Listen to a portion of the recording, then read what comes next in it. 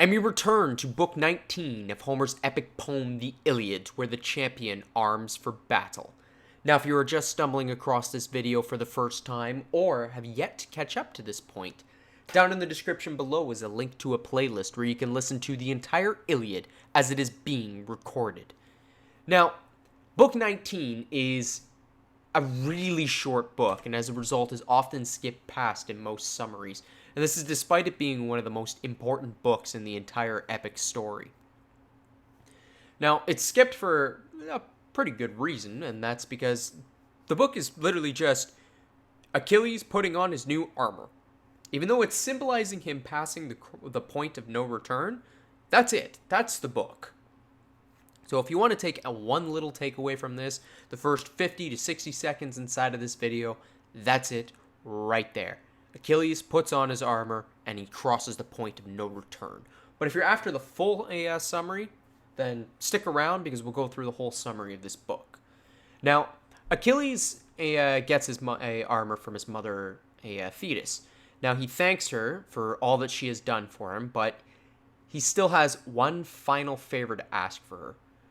He asks her to keep Patroclus' body from being eaten by decay. Now, we all know what happens when people die, things die, they decay, and he doesn't want to see Patroclus get destroyed before they have a chance to properly mourn and properly bury him. And he's not going to do this until he has fully dropped and stopped Hector. Now he calls his army together. Achilles openly renounces his rage to everyone at Agamemnon and states his intent to immediately march into battle. Now, Agamemnon has a bit of reason to him and speaks to Achilles, blames the gods for his actions, and promises Achilles all the gifts that he had offered beforehand, as well as his affirmation that he has not yet bed Briseis. Now, Agamemnon still isn't taking responsibility for his actions, but he's still relenting a little more than he was before, as he's now blaming the gods for making him do what he did, which can actually be argued as partially true, but it's also Agamemnon being Agamemnon and being greedy. Now,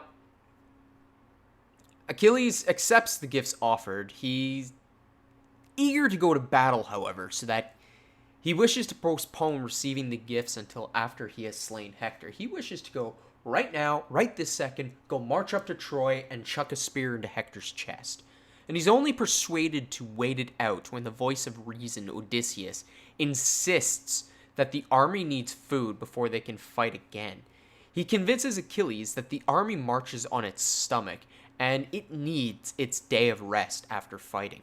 Achilles himself may be ready for fight, but the army is not. And without an army at his back, sure, he could single-handedly destroy the Achaeans, but at what cost? You'll lose all of your friends. And despite the others' protests, Achilles agrees to this, but vows that he will fast and not eat a single thing nor drink until he can put Hector to his spear. Now, Pallas Athena hears this and does not want Achilles to collapse from lack of energy and hunger pains in the midst of battle. And so, as a result, she fills his belly with food and drink of the gods. Now, Book 19 is going to be concluding really, really close here, and this is where all the summaries contain. And it's here where Achilles dresses for war into his new armor and boards his chariot. But before he rides off, he scolds his immortal horses to keep him alive better than they had done to Patroclus. Hera gives the horses a voice, repealing that they will save him once more, but they will not save him from his final fate, to which Achilles scoffs at he has already resigned himself to his fate. And it is here that the conflict that has driven its story to this point has been resolved, with Achilles reconciling with Agamemnon.